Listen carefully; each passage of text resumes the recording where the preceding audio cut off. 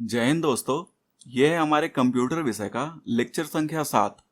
आज के लेक्चर में हम इंटरनेट तथा इससे संबंधित सभी तथ्यों को समझने का प्रयास करेंगे। तो आज का लेक्चर बहुत ही महत्वपूर्ण होने वाला है, क्योंकि इस अध्याय से विभिन्न परीक्षाओं में कई बार प्रश्न पूछे गए हैं। तो चलिए दोस्तों, हमेशा की तरह एक बार ब्रीफली हम देख लेते हैं कि इस लेक्चर में क्या क्या पढ़ने वाले हैं। तो सबसे पहले है व्हाट इज इंटरनेट, इंटरनेट क्या है। इसके बाद है इंटरनेट का विकास आखिर कैसे हुआ। आगे है इंटरनेट कार्य कैसे करता है। इसके बाद इंटरनेट प्रोटोकॉल क्या होते हैं। आगे हम देखेंगे कि वर्ल्ड वाइड वेब के लिए कौन सी भाषा का प्रयोग होता है। इसके बाद IP address, domain name, URL, URI इत्यादि को समझेंगे तथा अंत में इंटरनेट से संबंधित कुछ टर्म्स को भी समझने का प्रयास करेंगे। तो चलिए दोस्तों, इन सबको एकदम आसान तथा सरल भाषा में समझने का प्रयास करते हैं। लेक्चर देखने के बाद आप एमसीक्यू सीरीज में प्रश्नों को अटेम्प्ट कीजिएगा। पूरी उम्मीद है कि इसके बाद परीक्षा में आपसे सारे प्रश्न हल हो जाएंगे। तो चलिए दोस्तों, बिना देर किए लेक्चर की शुरुआत करते हैं। तो इंटरनेट क्या है। सबसे पहले तो ये जान लीजिए कि इंटरनेट शब्द दो शब्दों के संयोजन से बना है, इंटरनेशनल तथा नेटवर्किंग। इन्हीं दो शब्दों के संयोजन से इंटरनेट शब्द बना है।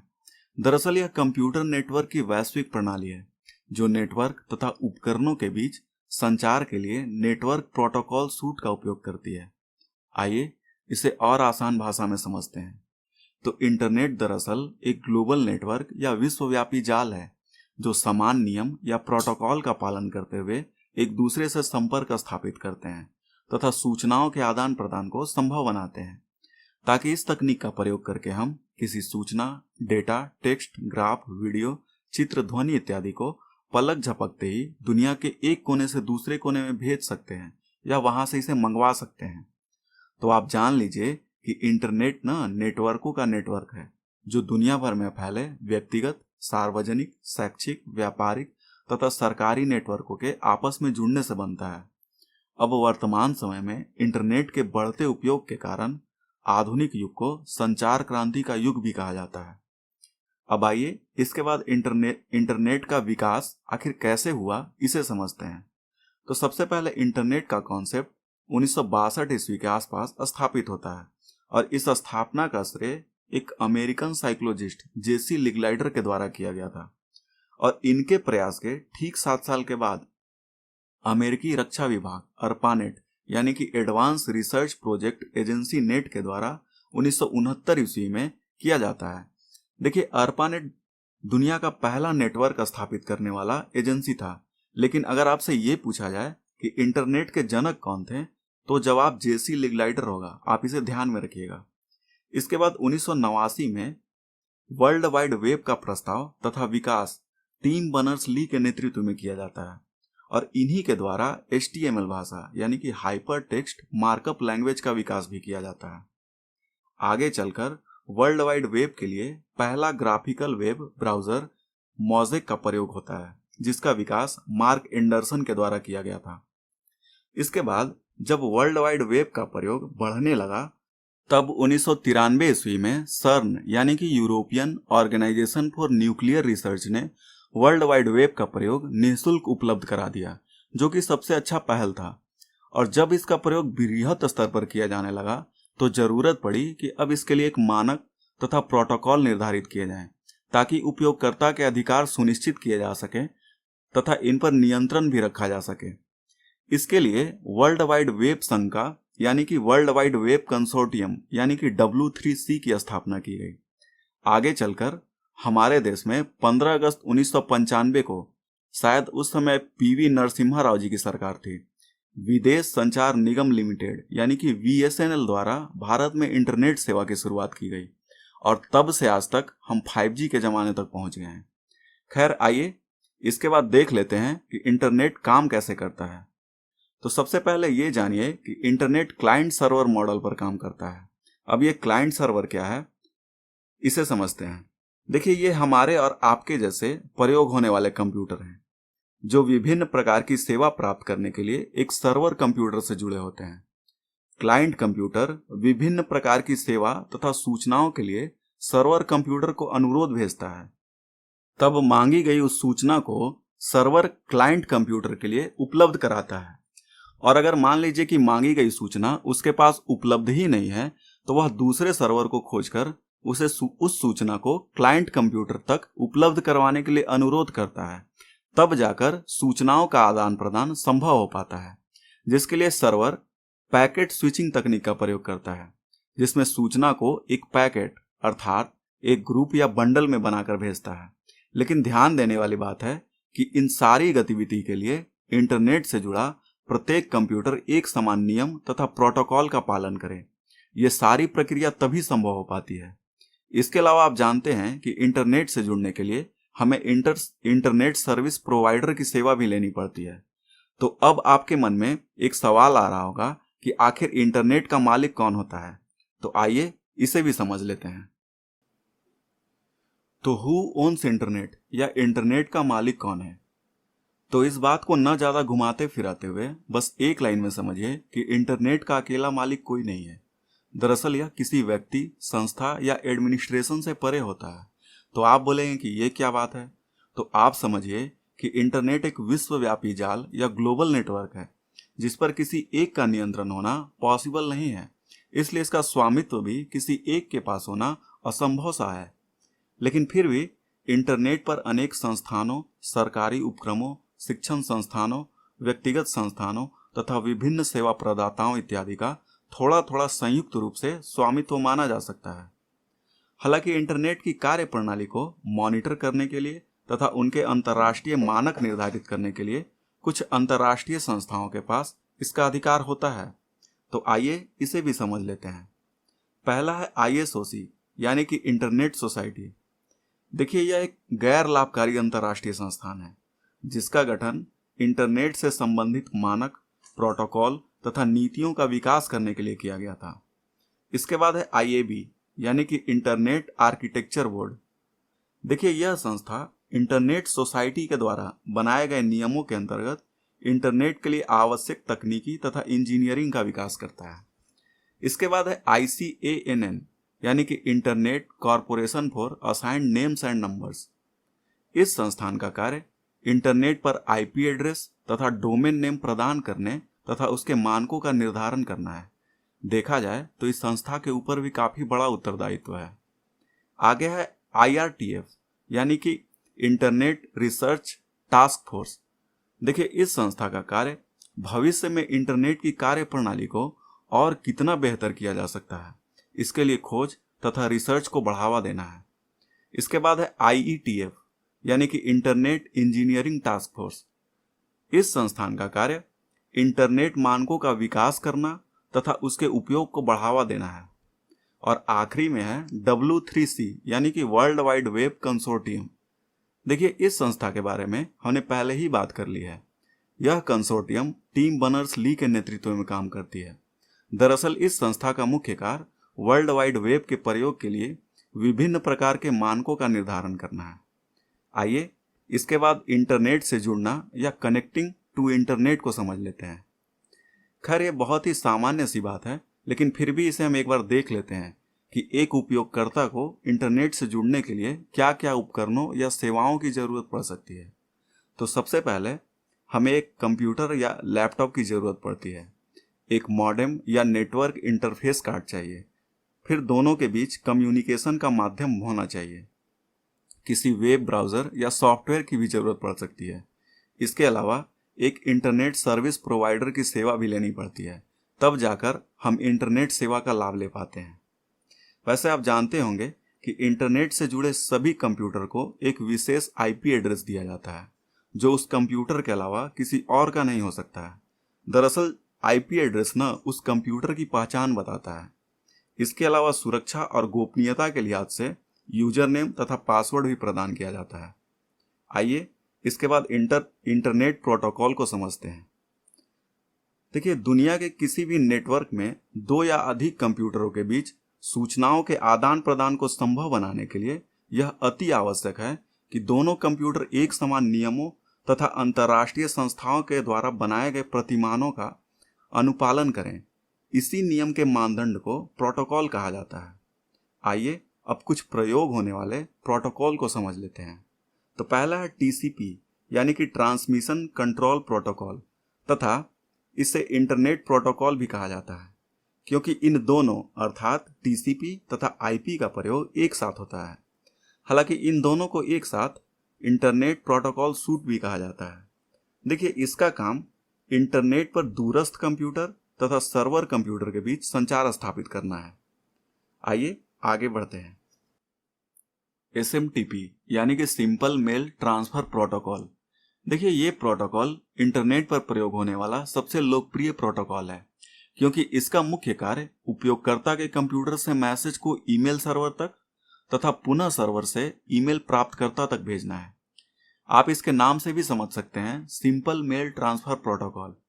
इसे याद रखिएगा, क्योंकि यहां से कई बार परीक्षा में प्रश्न पूछे गए हैं। अगला है एचटीटीपी यानी कि हाइपर टेक्स्ट ट्रांसफर प्रोटोकॉल।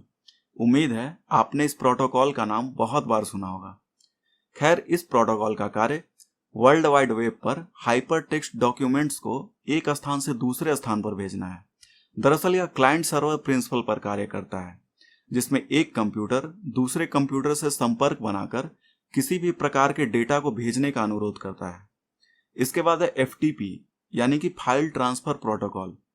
जैसा कि नाम से ही पता चल रहा होगा, इस प्रोटोकॉल का प्रयोग नेटवर्क से जुड़े किसी उपयोगकर्ता कंप्यूटर तथा सर्वर कंप्यूटर के बीच फाइल का स्थानांतरण के लिए होता है।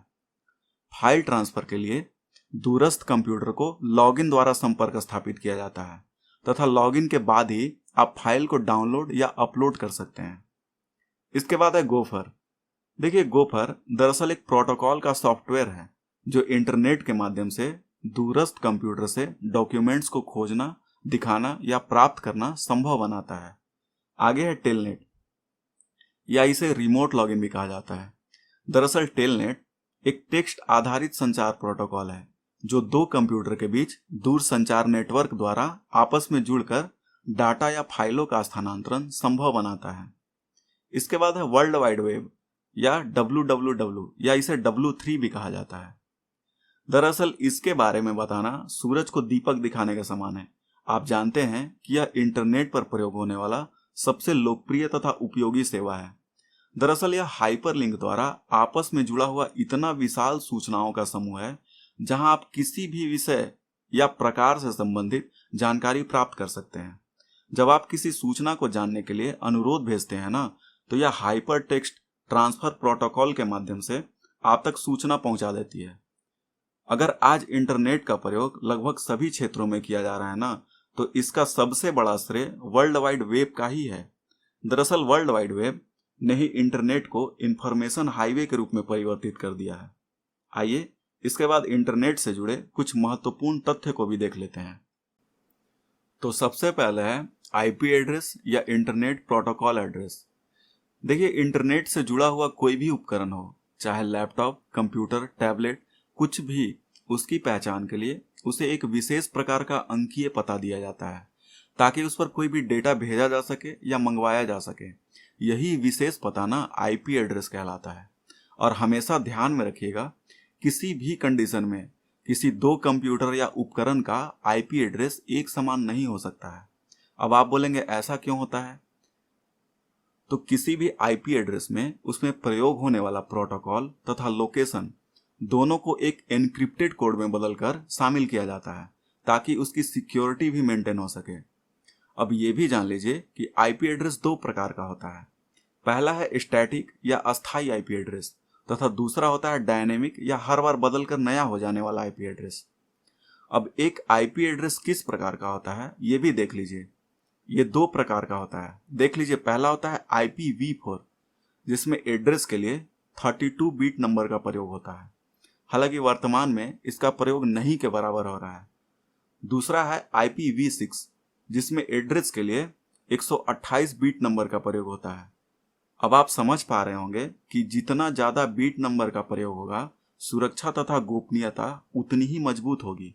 इसलिए वर्तमान में IPv6 का प्रयोग होता है जिसमें 4 हेक्साडेसिमल अंकों का 8 समूह होता है। खैर, आपके परीक्षा के लिहाज से यह बहुत ज्यादा डेप्थ हो जाएगा। चलिए आगे बढ़ते हैं। आगे है डोमेन नेम सिस्टम। अगर इसे एकदम आसान भाषा में समझा जाए तो डोमेन नेम सिस्टम एक ऐसी इंटरनेट सेवा है जो आईपी एड्रेस को आसान और समझने योग्य भाषा में बदल देता है, जैसे कि www.wikipedia.com। और आईपी एड्रेस के बारे में हम लोग कुछ देर पहले ही बात किए थे कि इसमें 128 बिट नंबर का प्रयोग होता है। तो आप बताइए कि याद रखना कौन आसान होगा, डोमेन नेम या फिर 128 बिट नंबर। तो बस बात यही है कि एक आईपी एड्रेस के अंकीय पता को याद करके रखना बहुत कठिन काम है, इसलिए डोमेन नेम सिस्टम का प्रयोग किया जाता है। और सबसे अच्छी बात है कि डोमेन नेम केस सेंसिटिव भी नहीं होता है, मतलब आप कैपिटल लेटर में टाइप कीजिए या स्मॉल लेटर में टाइप कीजिए, आपको एक समान रिजल्ट मिलेगा। और किसी भी दो वेबसाइट का डोमेन नेम एक नहीं हो सकता है, ये कॉमन सी बात है।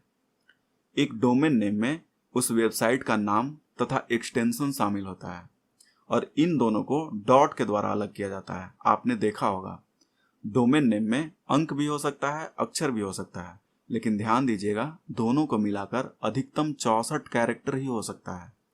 इसके अलावा डोमेन नेम में केवल एक विशेष कैरेक्टर हाइफन का ही प्रयोग किया जा सकता है, इसके अलावा किसी का नहीं।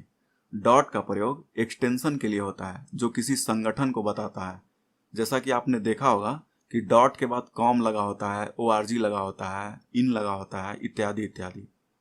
आइए इसके बाद यूआरएल यानी कि यूनिफॉर्म रिसोर्स लोकेटर को देख लेते हैं। देखिए यूआरएल एक प्रकार का किसी वेबसाइट या किसी वेब पेज का विशेषीकृत पता होता है जो बताता है कि वांछित सूचना कहां और कैसे प्राप्त किया जा सकता है। ध्यान देने वाली बात है कि किसी वेबसाइट में प्रत्येक पेज के लिए अलग अलग यूआरएल होता है जिसे फॉलो करके आप सीधा उस वेब पेज तक पहुंच जाते हैं। अब एक यूआरएल में क्या क्या होता है देख लीजिए।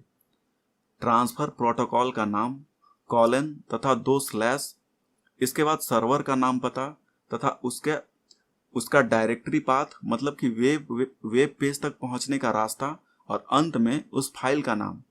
एक बात ध्यान में रखिएगा कि यूआरएल में कभी भी स्पेस का प्रयोग नहीं होता है।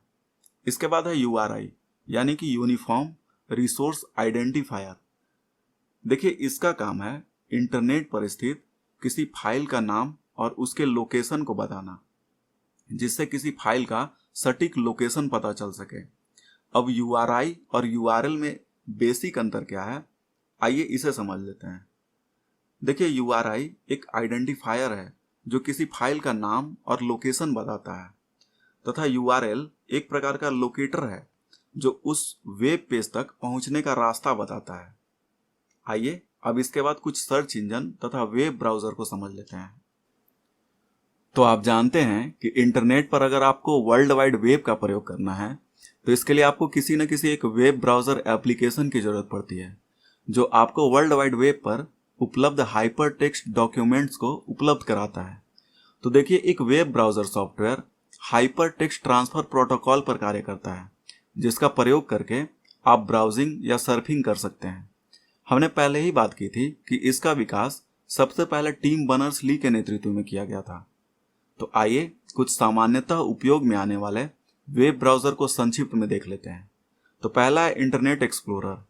देखिए यह दुनिया का सबसे पुराना वेब ब्राउजर है जिसका विकास माइक्रोसॉफ्ट कॉरपोरेशन के द्वारा 90 के दशक में किया गया था। जब यह रिलीज हुआ था ना, उस समय इसे खरीदना पड़ता था, हालांकि बाद में इसे फ्री कर दिया गया। आप जानकर हैरान हो जाएंगे कि यह वर्तमान में भी विश्व में सबसे अधिक प्रयोग होने वाला वेब ब्राउजर है। आगे है मोजिला फायरफॉक्स। उम्मीद है आपने इसका प्रयोग जरूर किया होगा। यह मोजिला कॉरपोरेशन के द्वारा विकसित एक निःशुल्क वेब ब्राउजर है। इसका प्रयोग आप लगभग सभी प्रकार के ऑपरेटिंग सिस्टम में लगभग कर सकते हैं। आगे है ओपेरा। इस ब्राउजर का विकास ओपेरा सॉफ्टवेयर कॉरपोरेशन के द्वारा किया गया है। यह एक निःशुल्क वेब ब्राउजर है। आपने देखा होगा कि इस वेब ब्राउजर का एंड्रॉयड वर्जन भी आता है। दरअसल यह पूरा प्रोग्राम ना C++ भाषा में लिखा हुआ है। इसके बाद है एप्पल सफारी। देखिए यह वेब ब्राउजर एप्पल कॉरपोरेशन द्वारा विकसित केवल एप्पल उपभोक्ताओं के लिए ही उपलब्ध है। आप इसे दूसरे प्लेटफॉर्म जैसे कि एंड्रॉयड वगैरह में इस्तेमाल नहीं कर सकते हैं।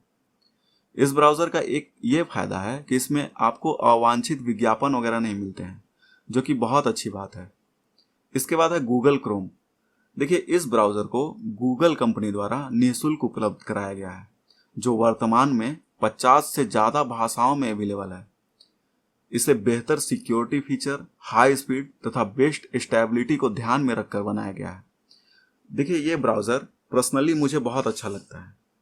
इसके बाद है ग्राफिकल वेब ब्राउज़र।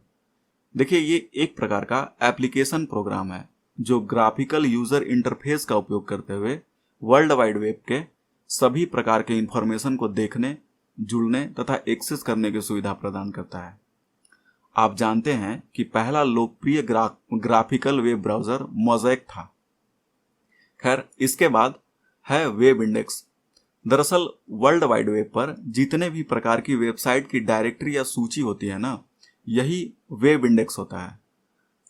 ये या तो आपको अल्फाबेटिकल ऑर्डर में मिल सकते हैं या फिर आपको हायरार्किकल ऑर्डर में मिल सकते हैं। इसके बाद है सर्च इंजन। देखिए, search engine world wide web पर किसी भी तरह की जानकारी प्राप्त करने के लिए एक बेस्ट टूल या सॉफ्टवेयर होता है।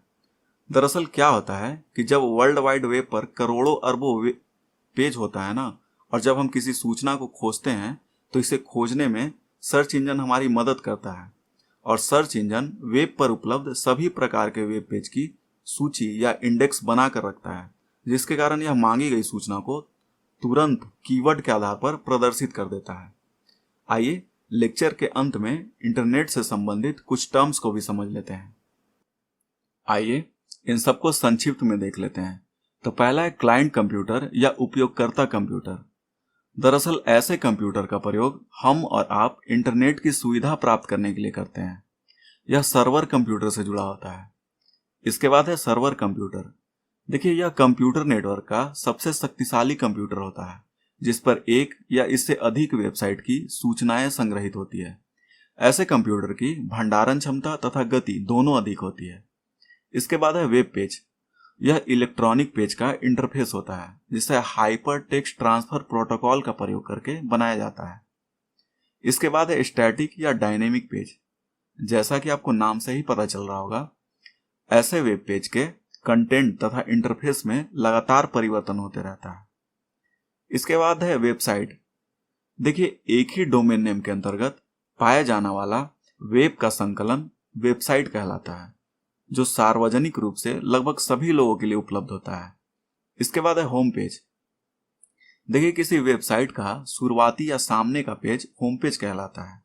होम पेज को वेबसाइट का मुख्य पृष्ठ भी कहा जा सकता है। इसके बाद है होस्ट। देखिए, इंटरनेट सेवा प्राप्त करने के लिए इंटरनेट से जुड़ा हुआ प्रत्येक कंप्यूटर होस्ट कंप्यूटर कहलाता है। इसके बाद है एनोनिमस सर्वर। देखिए, ऐसे सर्वर प्रायः सुरक्षित नहीं माने जाते हैं, क्योंकि ऐसे सर्वर से जुड़ने के लिए आपको किसी भी प्रकार के पासवर्ड या किसी भी प्रकार के ऑथेंटिफिकेशन की जरूरत नहीं पड़ती है। इसके बाद है क्रॉस प्लेटफॉर्म। देखिए, दरअसल यह एक प्रकार का सॉफ्टवेयर ही होता है जो किसी भी प्रकार के हार्डवेयर या ऑपरेटिंग सिस्टम के साथ समन्वय बनाकर सिस्टम के साथ काम करने में सक्षम होता है। इसके बाद है नॉड। देखिए, नॉड का मतलब गांठ होता है, तो इसका काम भी कुछ उसी प्रकार का होता है। दरअसल किसी भी नेटवर्क से जुड़ा यानी कि गांठ की तरह कोई भी कंप्यूटर सर्वर नोड कहलाता है। इसके बाद है वर्चुअल रियलिटी। देखिए, यह वास्तविकता को जीवंत रूप से आभासी बनाने की एक तकनीक है, जिसमें 3D इफेक्ट का प्रयोग किया जाता है। इसका प्रयोग एक काल्पनिक दुनिया को तैयार करने के लिए किया जाता है। इसके बाद है पॉपअप। देखिए, जब आप इंटरनेट का प्रयोग करते होंगे ना, तो देखते होंगे कि अपने मन से छोटे छोटे विंडो खुलते रहते हैं, जो सामान्यतः विज्ञापन के होते हैं। यही पॉपअप कहलाता है। सामान्यतः लोग इसे पसंद नहीं करते हैं। इसके बाद है MPEG यानी कि मूविंग पिक्चर एक्सपर्ट ग्रुप। देखिए, यह ऑडियो और वीडियो के कंप्रेशन और प्रसारण यानी कि ब्रॉडकास्टिंग के लिए मानक निर्धारित करने के लिए कार्यकारी अधिकारियों का एक समूह है। और इस तकनीक का प्रयोग करके हम वीडियो डाटा को कंप्रेस करके किसी को भेज सकते हैं या प्राप्त कर सकते हैं। इसके बाद है JPEG यानी कि ज्वाइंट फोटोग्राफिक एक्सपर्ट ग्रुप। देखिए, इस तकनीक का प्रयोग पिक्चर तथा ग्राफिक को डिजिटल डाटा में बदलकर किसी को भेजा जा सकता है या प्राप्त किया जा सकता है। इसके बाद है PDF यानी कि पोर्टेबल डॉक्यूमेंट फॉर्मेट। देखिए, यह विभिन्न प्रकार के डॉक्यूमेंट जैसे कि टेक्स्ट, इमेज, ग्राफ इत्यादि को संग्रहित करने तथा भेजने के लिए एक प्रचलित मानक की तकनीक है, जिसे एडोब सिस्टम द्वारा शायद 1993 में विकसित किया गया था। इसके बाद है इंटरनेट ऑफ थिंग्स। आइए इसे भी समझ लेते हैं। देखिए, इसका एकदम साधारण शब्दों में अर्थ होता है कि इंटरनेट का प्रयोग करके डिवाइसेस को एक्सेस करना तथा कंट्रोल करना। दरअसल यह इंटरनेट द्वारा आपस में जुड़े हुए दुनिया भर के लाखों भौतिक उपकरणों से बना एक नेटवर्क है। इसका प्रयोग करके हम अपनी दैनिक जीवन में रोज के इस्तेमाल करने वाली चीजों जैसे स्मार्टफोन, स्मार्ट वॉच, घर में लगा फैन, फ्रिज, लाइट्स इत्यादि को कनेक्ट करके अपने मन के हिसाब से एक्सेस तथा कंट्रोल कर सकेंगे। इसका प्रयोग भविष्य में काफी लोकप्रिय होने वाला है। भौतिक उपकरणों को स्वचालित बनाने में, स्मार्ट होम तथा स्मार्ट सिटी विकसित करने इत्यादि में इंटरनेट ऑफ थिंग्स का काफी महत्वपूर्ण योगदान होगा। तो ये पूरा लेक्चर आपको कैसा लगा, कमेंट बॉक्स में अपनी प्रतिक्रिया जरूर दें। अगर वीडियो पसंद आया हो तो चैनल को लाइक, शेयर, सब्सक्राइब जरूर कीजिए। धन्यवाद।